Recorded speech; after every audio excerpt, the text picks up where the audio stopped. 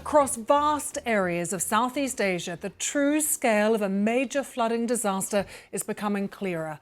More than 1,000 people have been killed, and a desperate hunt for food, water and survivors is ramping up as the floodwaters begin to recede in some areas.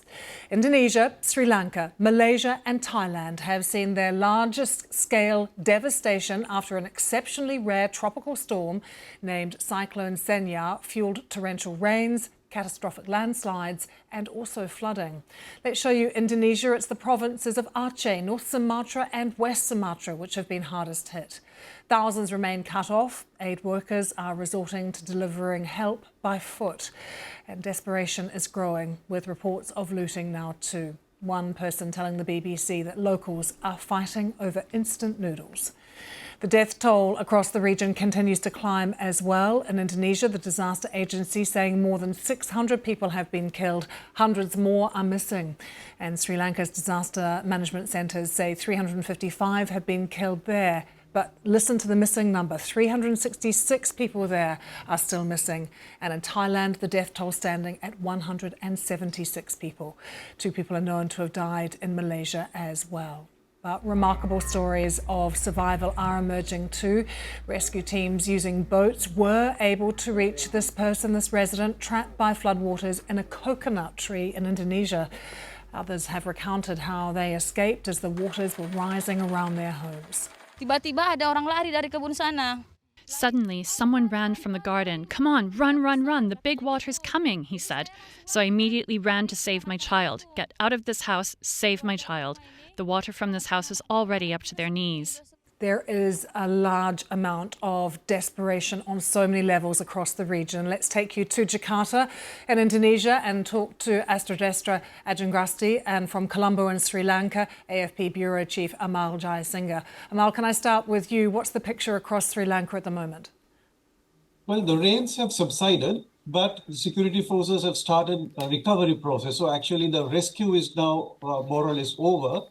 It has now turned into a very grim recovery operation. And we keep getting reports of lots of bodies being pulled out of the mudslides. And that operation is going on. And in other areas affected by flooding, there is a fairly big operation going on to provide them with some of the basic things like food, a shelter, and some clothing. So that in 2 fronts, actually. One is looking after the people who are affected by the floods, particularly in and around the capital, and also in the central part of the country, that's the worst affected area by landslides. So the recovery process is underway in those areas. And do we know the full scale of need at the moment, the full picture, or are there still areas that are cut off? Well, the lots of villages, particularly in the central hills, have been cut off by landslides and also trees falling across streets. So that clearing operation is going on. So we really don't have a full picture of the loss of life and damage. But what is clear is that lots of people are missing. And even as communication lines are restored, we keep hearing about more and more people who have gone missing. So it looks like this operation will have to continue for a few more days, especially get the roads open. And we are told that that operation is now underway. About 25,000 people have been deployed for that. So perhaps we'll get some idea maybe in the next 24 hours or so. And Astrodestra, is it a similar picture as well across parts of Sumatra particularly? I mean, we've seen some really dramatic pictures of, people on their rooftops desperately waiting to be rescued as well, and the fact that so many villages still remain cut off. Yes, even in Sri Lanka. So right. Astrodestra, that was for you, just wanting to get the picture across Sumatra particularly. Yeah, so in Sumatra, the rain has finally stopped, but now the communities, of course, are dealing with muds as high as their waist, some even as high as their chest, trying to find bodies. So the rescue workers are also now still doing as best as they can to try to go to the most isolated areas, particularly in Aceh. We can see that we hear reports that some villages still have no aids at all. So they are now surviving with what they have. Some say that they only have food for the next 2 days. So if aid cannot come to their place soon, then they will face starvation. But we also hear amazing stories of survivors. We heard people spending hours waiting in top of big trees, on the tree trunks, on the rocks, and waiting for the water to reside and finally could save themselves. But more than 500 people are still missing.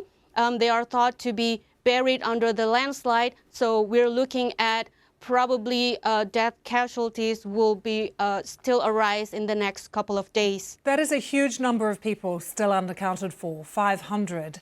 And you mentioned there in Aceh that they haven't received any aid. Why is President Prabowo not calling for more international assistance?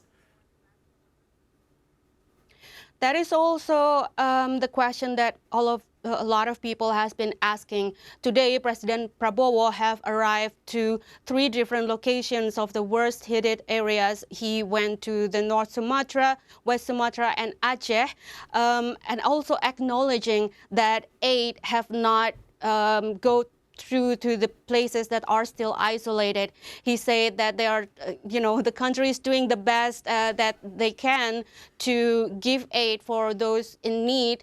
But up until this point, we see that many people still haven't received anything, and that's become a huge point of, critics by many social and environmentalists also, and they are calling the president to declare a national emergency to this disaster in order to get faster and more coordinated resource on it.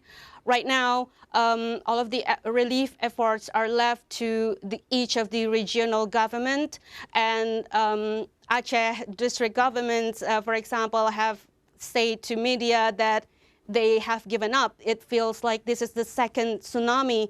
As you know, Aceh was hit by tsunami more than 20 years ago, and it was a huge disaster. Now he's saying that this time it almost feels like it happened all over again. Yeah, I've seen lots of people on social media and responses today wondering why that state of emergency hasn't been called in Indonesia. But Mal, it's a different picture in Sri Lanka, isn't it? The government is asking for international assistance.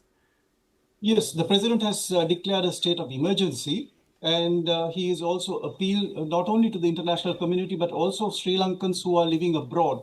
The government has basically set up separate special bank accounts for them to directly send money for the relief effort. So actually, the president addressed the nation overnight, and the message was that the government was determined to build back better. And of course, he was seeking international help to do that. Thank you both very much for updating us on what is happening in Sri Lanka and in Indonesia as well. To remind you, the true scale of this disaster still not clear. As Esther Desta is saying, still 500 people unaccounted for in Indonesia, but more than 1,000 people we know have been killed by these floods so far.